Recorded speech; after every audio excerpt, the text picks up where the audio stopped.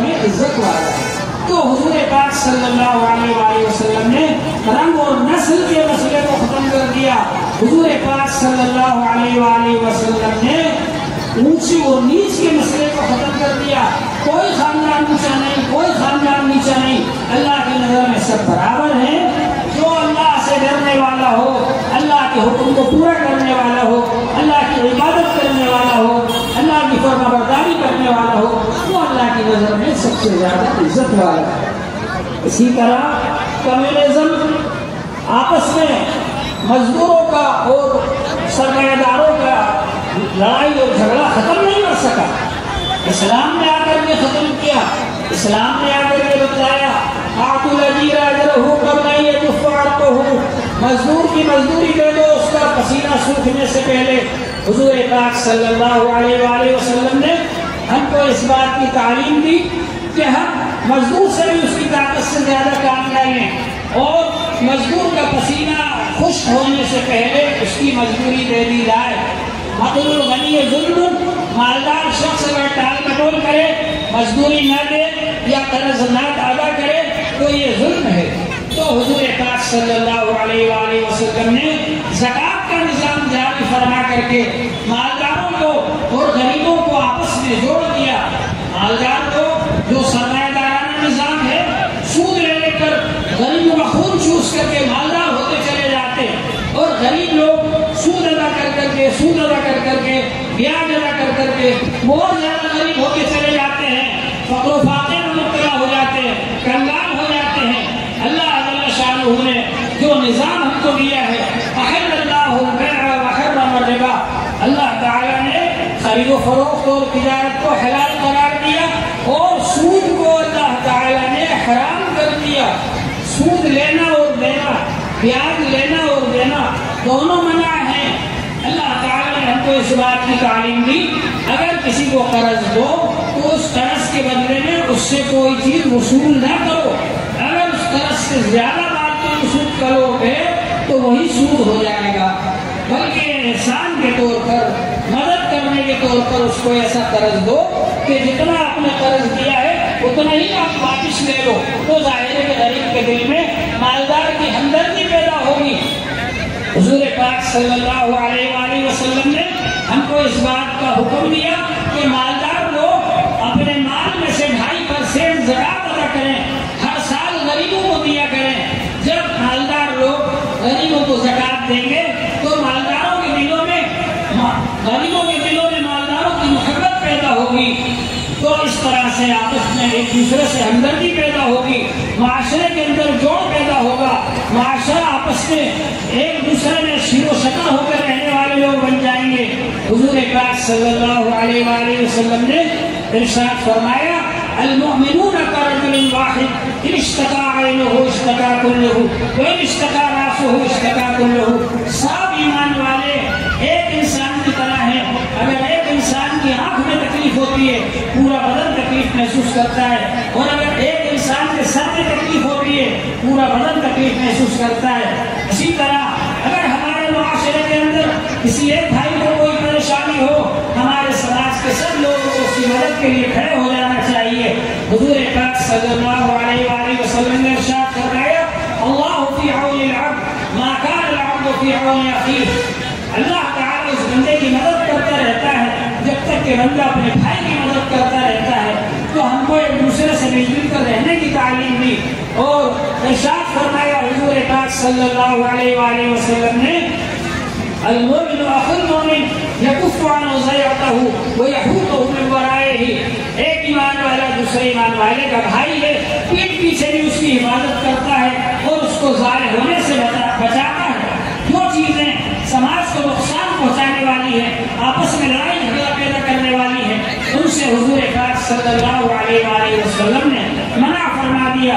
ارشاد فرمایا لا يدخل الجنة قتال، چغلخور جنت میں داخل نہیں ہوگا۔ ارشاد فرمایا لا يدخل الجنة نمام، چغلخور جنت میں داخل نہیں ہوگا۔ ارشاد فرمایا حضور پاک صلی اللہ علیہ وآلہ وسلم نے کہ حسد انسان کی نیکیوں کو اس طرح کھا جاتا ہے جس طرح آگ لکڑی کو جلا ڈالتی ہے۔ اگر دل میں کسی کے بارے میں حسد ہے، حسد کا مطلب یہ ہے کسی کے پاس کوئی نعمت ہے تو اس کو دیکھ کر جلنا کہ اس کے پاس سے نعمت ہٹ جائے، چاہے مجھے ملے یا نہ ملے، اس کا نام حسد ہے۔ حضور صلی اللہ علیہ وسلم نے حسد کرنے سے منع فرمایا، لا تحاسدوا ولا تباغضوا ولا تدابروا وكونوا عباد اللہ اخوانا۔ ارے تم لوگ آپس میں حسد نہ کرو، آپس میں ایک دوسرے کا بغض نہ رکھو، دل میں کینہ نہ رکھو، اور پیٹھ پیچھے کسی کی برائی نہ کرو۔ فرمایا تم سب اللہ کے بندے بھائی بھائی بن کر کے رہو۔ حضور پاک صلی اللہ علیہ وسلم نے بھائی چارہ قائم فرمایا۔ جب آپ مدینہ منورہ تشریف لے گئے تو مدینہ منورہ پہنچنے کے بعد آپ نے ایک مہاجر کو ایک انصار کو، ایک مہاجر کو ایک انصار کو، ایک مہاجر کو ایک انصار کو آپس میں بھائی بھائی بنا دیا، اور وہ ایسے بھائی بنے آج تو سگا بھائی اپنے بھائی کو میراث میں سے حصہ دینے کے لیے تیار نہیں۔ مسئلہ پوچھنے جائے گا تو اس میں کہے گا بس میں ہی اکیلا وارث ہوں، اور کسی بھائی کا نام نہیں لے گا، تاکہ میرے بھیڑوں میں مسئلہ مل جائے اور میں ہی پوری جائیداد پر قبضہ کر لوں۔ حضور پاک صلی اللہ علیہ وآلہ وسلم نے جن بھائیوں کو بھائی بھائی بنایا، ایک انصاری ایک مہاجر آپس میں بھائی بھائی، تو وہ اپنے بھائی کو لے کر گئے، کہا یہ جو گھر ہے اس میں سے آدھا آپ کا آدھا میرا، اور یہ جو دکان ہے اس میں سے آدھی آپ کی آدھی میری، یہ جو کھیت ہے آدھا آپ کا آدھا میرا۔ حتیٰ کہ اگر کسی کے پاس دو بیویاں تھیں، اس نے کہا جس کو آپ پسند کرو گے میں طلاق دے دوں گا، اس سے آپ نکاح کریے گا عدت گزرنے کے بعد۔ لیکن وہ بھی رسول پاک صلی اللہ علیہ وآلہ وسلم کے تعلیم یافتہ تھے اور آپ کے تربیت یافتہ تھے۔ انہوں نے کہا یہ سب آپ کو مبارک ہو، آپ تو ہمیں بازار کا راستہ بتا دو، ہم تجارت کریں گے اور اللہ تعالیٰ برکت عطا فرمائیں گے۔ چنانچہ وہ حضرات تجارت کرنے کے لیے نکل گئے، اور اس تجارت کے اندر اللہ جل شانہ نے ان کو برکت عطا فرما دی۔ تو معلوم یہ ہوا کہ حضور پاک صلی اللہ علیہ وآلہ وسلم مزدوروں کے لیے بھی رحمت بن کر کے تشریف لائے، غریبوں کے لیے بھی رحمت بن کر کے تشریف لائے، سرمایہ داروں کے لیے بھی رحمت بن کر کے تشریف لائے، بڑے خاندان والوں کے لیے بھی رحمت بن کر تشریف لائے، چھوٹے خاندان والوں کے لیے بھی رحمت بن کر تشریف لائے۔ حضور پاک صلی اللہ علیہ وسلم سے پہلے عورتوں کا کوئی حق نہیں تھا، آپ نے عورتوں کے حق مقرر فرمایا، ماں کا حصہ میراث میں مقرر فرمایا، بیوی کا حصہ میراث میں مقرر فرمایا، بیٹی کا حصہ میراث میں مقرر فرمایا۔ یہ سب حصے حضور صلی اللہ علیہ وسلم نے مقرر فرمایا۔ بہن کا حصہ میراث میں مقرر فرمایا۔ حضور پاک صلی اللہ علیہ وسلم کے آنے سے پہلے غلامی کا دور تھا، آپ نے غلامی کو ختم فرمایا۔ حضور پاک صلی اللہ علیہ وسلم کے آنے سے پہلے لوگ قبائلی نظام تھا، ایک دوسرے پر ظلم کرتے تھے، امن نہیں تھا۔ حضور پاک صلی اللہ علیہ وسلم نے مدینہ پہنچنے کے بعد سب سے پہلی جمہوری حکومت قائم فرمائی، جس کے اندر سب کو برابر کا حصہ دیا، حتیٰ کہ مدینے کے رہنے والے یہودیوں کو اور اس علاقے کے رہنے والے عیسائیوں کو حضور پاک صلی اللہ علیہ وسلم نے اپنی حکومت میں شامل فرمایا، اس معاہدے میں شامل فرمایا میثاق مدینہ کے اندر۔ اور حضور صلی اللہ علیہ وآلہ وسلم نے یہ معاہدہ کیا کہ اگر کوئی مدینے پر حملہ کرے گا ہم سب مل کر ایک ساتھ اس کا مقابلہ کریں گے، اور اگر ہم آپس میں نہیں لڑیں گے، اتفاق اتحاد کے ساتھ میں رہیں گے، امن کے ساتھ میں رہیں گے۔ حضور پاک صلی اللہ علیہ وسلم نے عدل و انصاف قائم فرمایا۔ جب عدل و انصاف قائم ہوتا ہے تو امن و امان قائم ہوتا ہے، اگر عدل و انصاف نہیں ہوتا تو امن و امان نہیں ہوتا۔ حضور پاک صلی اللہ علیہ وسلم نے عدل و انصاف قائم فرمایا، اور ایسا عدل و انصاف قائم فرمایا کہ سارے لوگ حیرت میں رہ گئے۔ فاطمہ نام کی ایک عورت نے چوری کر لی، لوگوں نے آ کر سفارش کی، اللہ کے رسول یہ اونچے خاندان کی لڑکی ہے، اس کو آپ معاف کر دیجیے، اس کا ہاتھ نہ کاٹیے۔ حضور پاک صلی اللہ علیہ وآلہ وسلم نے ارشاد فرمایا خطبے کے اندر، والذی نفس محمد بیدہ لو ان فاطمہ بنت محمد سرقت لقطعت یدہا، اس کی قسم جس کے قبضے میں میری جان ہے، اگر میری بیٹی فاطمہ بھی چوری کر لیتی میں اس کے بھی ہاتھ کاٹ دیتا۔ حضور پاک صلی اللہ علیہ وسلم نے فرمایا کہ عدل و انصاف قائم کیا جائے، چنانچہ آپ نے عدل و انصاف قائم کر کے بتایا۔ موجودہ زمانے کے اندر لوگ کیا کرتے ہیں کہ جو بڑا آدمی جرم کر لیتا ہے اس کو چھوڑ دیتے ہیں، جو چھوٹا آدمی جرم کرتا ہے اس کو سزا دیتے ہیں۔ اسلام نے بتلایا کہ جو بھی جرم کرے اس کو سزا دو، اور اسلام میں سزائیں سخت مقرر فرمائیں تاکہ جرم کو بالکل جڑ سے اکھاڑ دیا جائے۔ شاہ فیصل صاحب رحمۃ اللہ علیہ جب امریکہ گئے تو ان سے لوگوں نے پوچھا کہ آپ کے یہاں بہت سخت سزائیں دی جاتی ہیں، اس کی کیا وجہ ہے؟ انہوں نے پوچھا کہ تمہارے یہاں کتنی چوریاں ہوتی ہیں؟ تو ان لوگوں نے بتایا ہمارے یہاں روزانہ اتنے 1000 چوریاں ہوتی ہیں۔ تو شاہ فیصل صاحب رحمۃ اللہ علیہ نے فرمایا ہمارے یہاں 10 سال میں 1 چوری ہوئی تھی، ہم نے ہاتھ کاٹ دیا تھا، اس کے بعد سے آج تک چوری نہیں ہوئی۔ تو جب سخت سزا دی جاتی ہے تو چوری ہوتی ہے، تو حضور چوری ختم ہو جاتی ہے، عدل و انصاف قائم ہوتا ہے، امن و امان قائم ہوتا ہے۔ حضور پاک صلی اللہ علیہ وسلم نے ایسا عدل و انصاف قائم فرمایا، ایسا امن و امان قائم فرمایا۔ آپ نے ارشاد فرمایا تھا ایک وقت آئے گا خیانہ یمن سے ایک لڑکی ایک عورت چلے گی اکیلی، اور وہ زیورات سے سونے سے لدی ہوئی ہوگی، اور وہ اکیلی آئے گی مکہ شریف تک، لیکن راستے میں اس کو کوئی چھیڑنے والا، کوئی اس کو پریشان کرنے والا نہیں ہوگا۔ چنانچہ جب آپ کی حکومت تھی، آپ کے بعد خلفائے راشدین کی، اس زمانے میں ایسا بھی ہوا کہ ایک عورت یمن سے خیانہ سے چل کر کے آئی اور وہ اکیلی تھی، لیکن اس کو کسی نے نہیں چھیڑا۔ اس قدر امن و امان قائم فرمایا حضور پاک صلی اللہ علیہ وآلہ وسلم نے، اور ارشاد فرمایا اللہ جل شانہ نے کہ اگر کوئی ایک انسان کو بھی قتل کر دے گا تو یہ ایسا ہے جیسے تمام انسانوں کا قتل کرنا، سارے انسانیوں کو قتل کرنا، پوری انسانیت کو قتل کرنا۔ اس وجہ سے ہمارے یہاں کوئی دہشت گرد نہیں بن سکتا، کوئی کسی کو مار نہیں سکتا۔ اگر عدل و انصاف قائم ہو جائے اسلام کا تو ساری دنیا کے اندر امن و امان قائم ہو سکتا ہے۔ حضور پاک صلی اللہ علیہ وآلہ وسلم نے ساری دنیا کے اندر امن و امان قائم کرنے کا ہم کو پیغام دیا، اور یہ بتلایا آپ نے، یہ فرمایا کہ لا یؤمن احدکم، تم میں سے کوئی شخص اس وقت تک کامل ایمان والا نہیں ہو سکتا حتی یکون ہواہ تبعا لما جئت بہ، یہاں تک کہ اس کی خواہشات میرے لائے ہوئے دین کے تابع ہو جائیں۔ حضور پاک صلی اللہ علیہ وآلہ وسلم نے ارشاد فرمایا لیس بالمؤمن الذی یشبع وجاءہ جائع الی جنبہ، وہ شخص کامل ایمان والا نہیں ہو سکتا خود پیٹ بھر کر بھوکا، خود پیٹ بھر کر سو جائے اور اس کا پڑوسی پڑوس میں بھوکا پڑا رہے۔ حضور پاک صلی اللہ علیہ وآلہ وسلم نے ارشاد فرمایا واللہ لا یؤمن، واللہ لا یؤمن، واللہ لا یؤمن، خدا کی قسم وہ ایمان والا نہیں، خدا کی قسم وہ ایمان والا نہیں، خدا کی قسم وہ ایمان والا نہیں۔ صحابہ کرام نے پوچھا اللہ کے رسول کون ایمان والا نہیں؟ آپ نے فرمایا الذی لا یأمن جارہ بوائقہ، جس کا پڑوسی اس کی شرارتوں سے امن میں نہ ہو۔ اگر کوئی شخص پڑوسیوں کو ستاتا ہے، پڑوسیوں کو پریشان کرتا ہے، تو اللہ تعالی کی نظر میں ایمان والا نہیں ہے۔ حضور پاک صلی اللہ علیہ وآلہ وسلم نے فرمایا کہ ایمان والا وہ ہے کہ اس کے ہاتھ سے، اس کی زبان سے لوگ سلامت رہے۔ المسلم من سلم المسلمون بلسانہ ویدہ، مسلمان وہ ہے اس کی زبان سے، اس کے ہاتھ سے لوگ سلامت رہے۔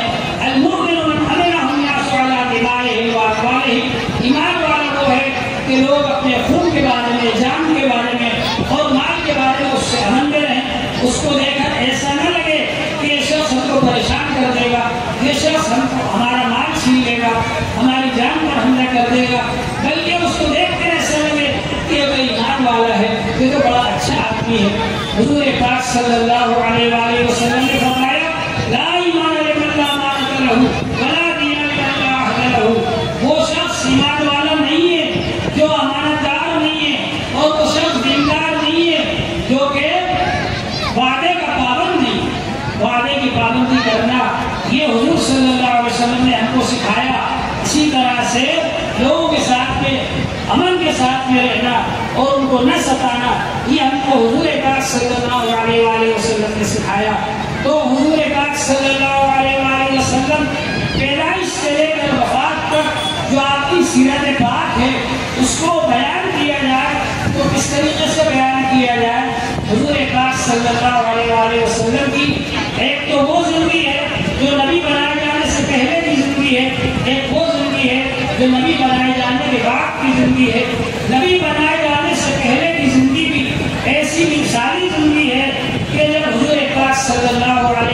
वसल्लम नबी बनाए जा रहे हैं।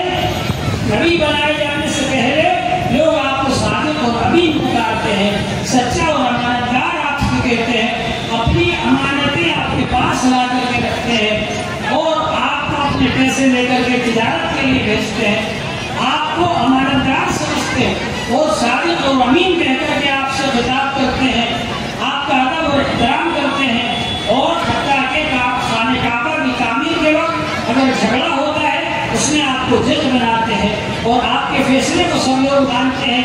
ये नबी बनाए जाने से पहले का मौका है जबकि हुजूर सल्लल्लाहु अलैहि वसल्लम की ताज़ीम की जा रही है, इज्जत की जा रही है, सादिक और अमीन कहा जा रहा है। लिहाजा हुजूर पाक सल्लल्लाहु अलैहि वसल्लम जब नबी बनाए गए तो आपने सफा पहाड़ी पर चढ़कर ये फरमाया, मेरे बारे में तुम्हारा क्या ख्याल है?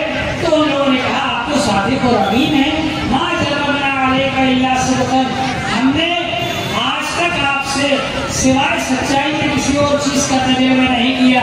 तो हुजूर पाक सल्लल्लाहु अलैहि वसल्लम ने फरमाया, जिस तरह से मैं सफा पहाड़ी पर खड़ा हूँ, पीछे के हालात भी देख रहा हूँ और तुम लोग भी नजर आ रहे हो, इसी तरह से अल्लाह ताला ने मुझे बुलंद मर्तबा अता फरमाया है, नबी और रसूल बनाया है। और मैं ये भी देख रहा हूँ कि अगर तुम लोग ईमान नहीं लाओगे तो जहन्नम में जाओगे, इसलिए मैं तुमको ईमान की दावत देता हूँ कि तुम सब लोग ईमान कबूल कर लो, ईमानदार बन जाओ। ये सुनना था कि उन लोगों ने मुखालफत शुरू कर दी। सबसे पहला नबी सल्लल्लाहु अलैहि वसल्लम की शान में गुस्ताख करने वाला हुजूर सल्लल्लाहु अलैहि वसल्लम का चचा है, जिसको अबू लहब कहा जाता है। अल्लाह अल्लाह शान ने उसकी गुस्ताखी का खुद जवाब दिया कुरान पाक के अंदर और इरशाद फरमाया, तब्बत यदा अबी लहब व तब, अबू जहल के ही हाथ टूट जाए। अबू जहल ने कहा था तब्बत लगा लिहाजा जमा करना, तुम तबाह बर्बाद हो जाओ, क्या इसलिए हमको जमा किया था? तो अल्लाह शाह ने मुस्तकिल एक सूरत तब्बत यदा अबू जहल का जवाब देने के लिए नाज़िल फरमाई और अपने नबी सल्लल्लाहु अलैहि वसल्लम को तसल्ली दी कि ये आपको बुरा कह रहा है, यही बुरा है, ये आपके लिए बद्दुआ कर रहा है, इसी के ऊपर ये बद्दुआ जाएगी और यही हलाक हो जाएगा और तबाह और बर्बाद हो जाएगा।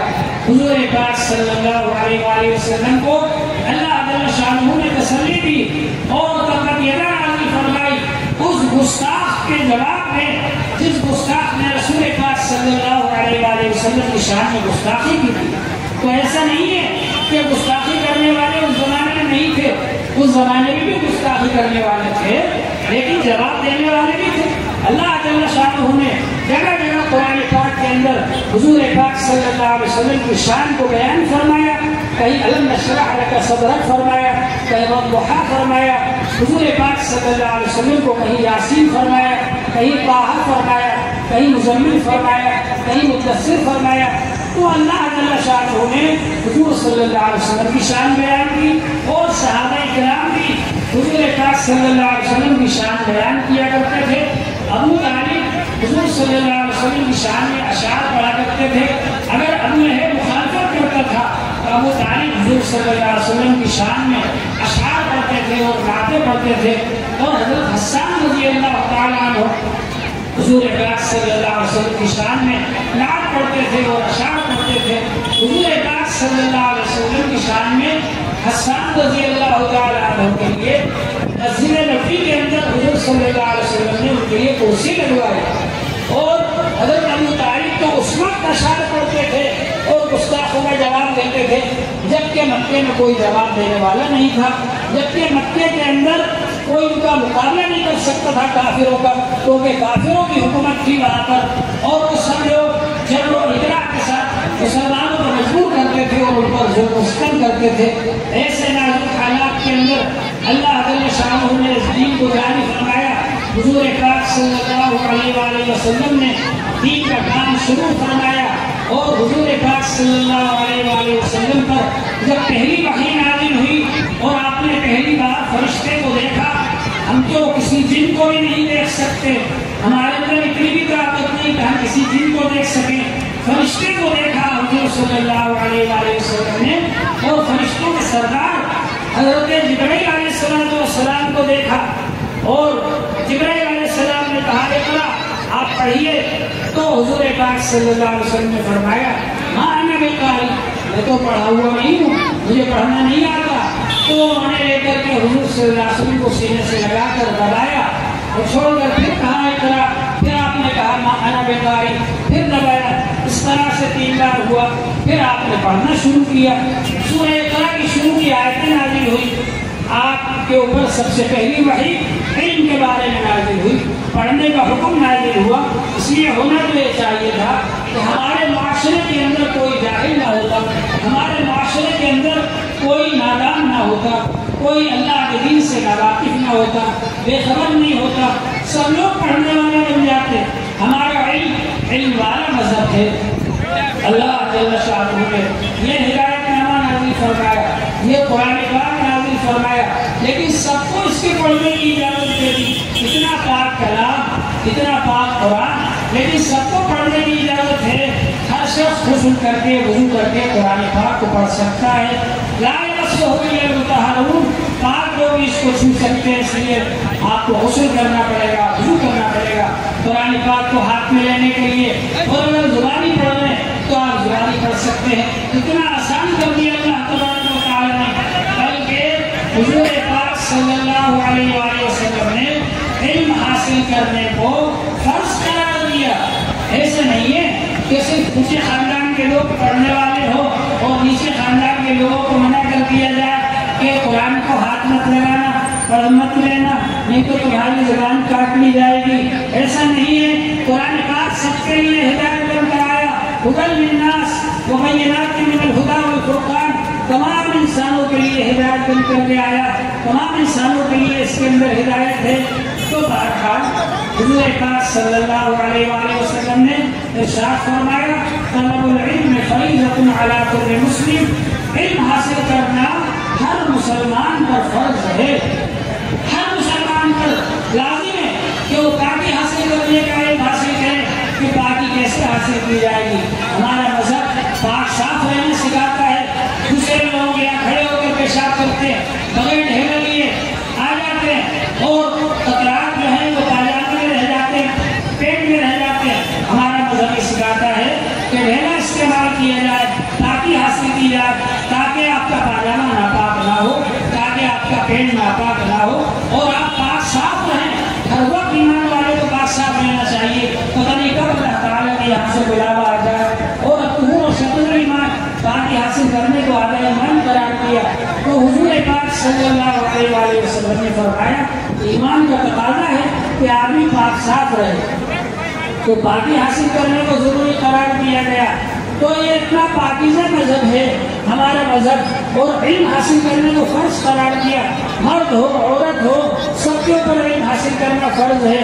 پاکی کا علم حاصل کیجیے، نماز کے مسائل معلوم کیجیے، زکوٰۃ کے مسائل معلوم کیجیے، حج کے مسائل معلوم کیجیے، روزے کے مسائل معلوم کیجیے۔ اگر آپ نے غلط نماز پڑھی آپ کا ڈبل گناہ ہوگا، اس لیے کہ آپ نے علم حاصل نہیں کیا، معلومات نہیں کی اور غلط طریقے پر نماز پڑھی۔ اگر نماز مکروہ ہو گئی، فاسد ہو گئی، آپ کا ڈبل گناہ ہوگا۔ اگر روزہ فاسد ہو گیا، مکروہ ہو گیا، آپ کا ڈبل گناہ ہوگا۔ اگر حج فاسد ہو گیا، مکروہ ہو گیا، آپ کا ڈبل گناہ ہوگا۔ اس لیے آپ اس کا علم حاصل کریں، اپنے بچوں کو دینی مدرسے میں داخل کریں اور خود بھی علماء کرام سے پوچھ کر مسائل معلوم کریں۔ فَاسْأَلُوا أَهْلَ الذِّكْرِ إِن كُنتُمْ لَا تَعْلَمُونَ، اگر تم نہیں جانتے تو یادداشت والے علماء سے مسائل معلوم کرو۔ تو حضور پاک صلی اللہ علیہ وآلہ وسلم جب تشریف لائے غار حرا سے تو حضرت خدیجہ رضی اللہ عنہ سے فرمایا کہ مجھ کو اپنی جان کا خطرہ معلوم ہو رہا ہے، پہلی بار فرشتے کو دیکھا تھا۔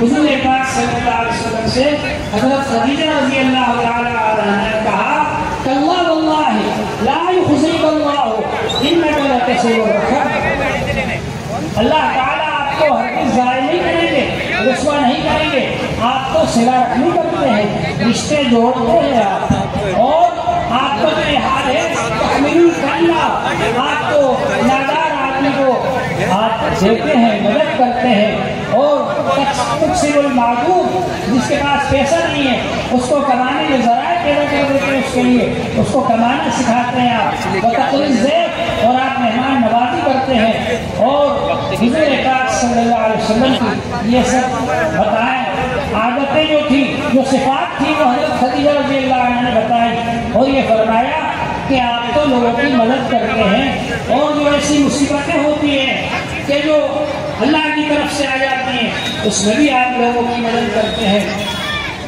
حضور پاک صلی اللہ علیہ وسلم کی جو زندگی نبوت سے پہلے کی تھی وہ خدیجہ رضی اللہ عنہ نے بتلائی۔ یہ اس بات کا ثبوت ہے کہ حضور صلی اللہ علیہ وسلم کی نبی بنائے جانے سے پہلے کی زندگی بھی بہت اعلیٰ درجے کی، بہت مثالی زندگی تھی، جس کو دیکھ کر کے لوگ یہ سمجھتے تھے کہ آپ جھوٹے نہیں ہو سکتے، آپ نبی برحق ہیں، آپ سچے نبی ہیں، اور آپ کو ایمان لے آتے تھے، اور پھر آپ کے لوگوں کو دعوت دیتے تھے، آپ کے پاس جو بھی آتا تھا آپ قرآن پاک سناتے تھے، اور اس کا ایسا ہوتا تھا کہ وہ ایمان لے آیا کرتے تھے۔ تو کچھ لوگوں نے آپ کو جادوگر کہا، کچھ لوگوں نے آپ کو ساحر کہا، کچھ لوگوں نے آپ کو کاہن کہا کہ آپ غیب کی باتیں بتاتے ہیں۔ حالانکہ غیب کی باتیں جو کاہن بتاتا ہے اس میں سے 90-99 باتیں غلط ہوتی ہیں، کوئی ایک بات صحیح ہوتی ہے، لیکن حضور پاک صلی اللہ علیہ وآلہ وسلم اللہ کی وحی کے ذریعے سے غیب کی باتیں بتاتے تھے، اور وہ 100% صحیح ہوتی ہے۔ تو حضور پاک صلی اللہ علیہ وسلم 13 سال تک مکہ شریف میں دعوت دیتے رہے، لوگوں کو بلاتے رہے، ایمان کی دعوت دیتے رہے، اور بہت سے لوگوں نے آپ پر ایمان قبول کر لیا، اور آپ سے علم حاصل کیا، اور تعلیم حاصل کی، تربیت حاصل کی۔ مکے والوں نے جب دیکھا کہ حضور صلی اللہ علیہ وسلم کا دین بڑھتا جا رہا ہے، آپ کے ایمان لانے والے بڑھتے چلے جا رہے ہیں، تو آپ دین کے کام سے نہیں رک رہے، بار بار آ کر کے ابو طالب کو پریشان کیا، آپ اپنے بھتیجے کو روک دو، منع کر دو، نہیں تو ہمارے ثبوت کر دو۔ ابو طالب نے کہا نہیں، میں تمہارے ثبوت نہیں کروں گا، اور حضور صلی اللہ علیہ وسلم سے کہا آپ جو کچھ چاہتے ہیں، جو آپ کہتے ہیں وہ کرتے رہیے، آپ اس طرح سے آپ دین کا کام کرتے رہے۔ پھر جب حضور پاک صلی اللہ علیہ وسلم کو لوگوں نے نکال دیا مکہ شریف سے، قتل کا اعلان کر دیا، تو آپ مدینہ منورہ تشریف لے آئے، اور وہاں آپ 10 سال رہے۔ اس 10 سالہ دور کے اندر حضور پاک صلی اللہ علیہ وسلم نے صلح حدیبیہ فرمائی۔ صلح حدیبیہ کے موقع پر کافروں نے ایک طرفہ شرطیں رکھی تھی سب کہ آپ یہ بھی مانیے وہ بھی مانیے، صحابہ کرام ماننے کو تیار نہیں تھے، اس لیے کہ سب ایک طرفہ شرطیں تھی اور دبا کر کے وہ صلح کرنا چاہتے تھے، مگر حضور صلی اللہ علیہ وسلم نے فرمایا ابھی ان کی سب شرطیں مان لو۔ سب شرطیں ان کی آپ نے مان لی، اور 10 سالہ نجم معاہدہ ہو گیا۔ اس کا نتیجہ یہ ہوا کہ اللہ کے فضل و کرم سے سارے عرب کے اندر امن امان قائم ہو گیا، چاروں طرف سے لوگ آ کر اسلام قبول کرنے لگے، اور اس کے نتیجے میں تھوڑے ہی دنوں کے اندر صحابہ کرام کی تعداد اتنی زیادہ بڑھ گئی کہ جب حضور پاک صلی اللہ علیہ وآلہ وسلم مکہ مکرمہ فتح کرنے کے لیے تشریف لے گئے تو اب کوئی مقابلہ کرنے کی طاقت نہیں رکھتا تھا۔ حضور پاک صلی اللہ علیہ وسلم جن کو اسی مکے سے نکالا گیا تھا، آپ تشریف لے جا رہے ہیں مکہ مکرمہ کو فتح کرنے کے لیے، 10,000 صحابہ کرام آپ کے ساتھ ہیں۔ اگر مکی زندگی میں حضور صلی اللہ علیہ وسلم نے معاف کیا اور رحم و کرم کیا تو کوئی یہ کہہ سکتا تھا کہ اس وقت تو مجبور تھے، اگر رحم و کرم نہیں کرتے تو کیا کرتے، معاف نہیں کرتے تو کیا کرتے۔ لیکن جب حضور پاک صلی اللہ علیہ وآلہ وسلم مکہ مکرمہ فتح کرنے کے لیے جا رہے ہیں، 10,000 صحابہ کرام کی فوج آپ کے ساتھ ہے، ایک صحابی کی زبان پر آ گیا الیوم یوم الملحمہ، آج خون کا بدلہ خون سے لیا جائے گا۔ حضور صلی اللہ علیہ وسلم نے فرمایا ان کے ہاتھ سے جھنڈا لے لو اور ان کے بیٹے کے ہاتھ میں جھنڈا دے دو، اور آپ نے فرمایا یہ اعلان کرو الیوم یوم الملحمہ، آج تو رحم و کرم کا دن ہے، آج تو رحم و کرم کا دن ہے۔ آج لوگ دیکھیں گے کہ محمد صلی اللہ علیہ وسلم کیسے رحمت للعالمین بن کر کے آئے، اور محمد صلی اللہ علیہ وسلم کیسا رحم و کرم کرنے والے ہیں۔ چنانچہ حضور پاک صلی اللہ علیہ وآلہ وسلم جب مکہ مکرمہ کے اندر داخل ہوئے، کعبے کے اندر تشریف لائے، تمام لوگ جمع ہیں، وہ لوگ بھی جمع ہیں جو راستے میں کانٹے بچھاتے تھے، وہ لوگ بھی جمع ہیں جو حضور صلی اللہ علیہ وسلم پر اونٹ کی اوڑھنی ڈال دیتے تھے، وہ لوگ بھی جمع ہیں جو حضور پاک صلی صلی اللہ علیہ وسلم کا کیچڑ اچھالتے تھے، وہ لوگ بھی جمع ہیں جو پتھر پھینکتے تھے، وہ لوگ بھی جمع ہیں جو حضور پاک صلی اللہ علیہ وسلم کو پریشان کرتے تھے، سارے لوگ جمع ہیں، سب جمع ہیں، اور وہ یہ سوچ رہے ہیں کہ اگر آج حضور پاک صلی اللہ علیہ وسلم نے ایک اشارہ کر دیا تو اس کے نتیجے میں ہم لوگوں کا سر قلم کر دیا جائے گا، ہم لوگوں کو مار ڈالا جائے گا، ختم کر دیا جائے گا، آج جان کا بدلہ جان سے لیا جائے گا۔ لیکن حضور پاک صلی اللہ علیہ وآلہ وسلم کی شان رحمت للعالمین میں ظاہر ہوتی ہے، اور حضور پاک صلی اللہ علیہ وسلم ان لوگوں سے پوچھتے ہیں کہ بتاؤ تمہارے ساتھ تمہارا میرے بارے میں کیا خیال ہے، کیا تمہارے میرے بارے میں؟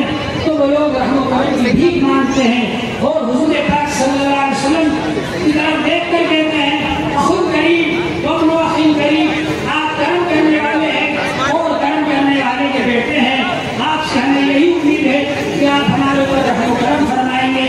حضور پاک صلی اللہ علیہ وسلم فرماتے ہیں جاؤ آج تم سب آزاد ہو، تم کو غلام نہیں بنایا جائے گا، تم سے کوئی بدلہ نہیں لیا جائے گا، تم کو کوئی سزا نہیں دی جائے گی، تم سب آزاد ہو۔ اور میں وہی کہتا ہوں جو کہ یوسف علیہ السلام نے اپنے بھائیوں سے کہا تھا لا تثریب علیکم اليوم، تمہارے اوپر کوئی ملامت نہیں ہے، چنانچہ وہ سب خوش ہو جاتے ہیں، سب ایمان قبول کر لیتے ہیں۔ تو حضور پاک صلی اللہ علیہ وسلم کی شان رحمت للعالمین ہے کہ آپ کے رحمت للعالمین ہونے کی وجہ سے، آپ کے رحم و کرم کی وجہ سے، آپ کے معاف کرنے کی وجہ سے یہ دین ساری دنیا میں پھیلتا چلا گیا، اور آج بھی پھیل رہا ہے، اور انشاءاللہ تعالی پھیلتا رہے گا۔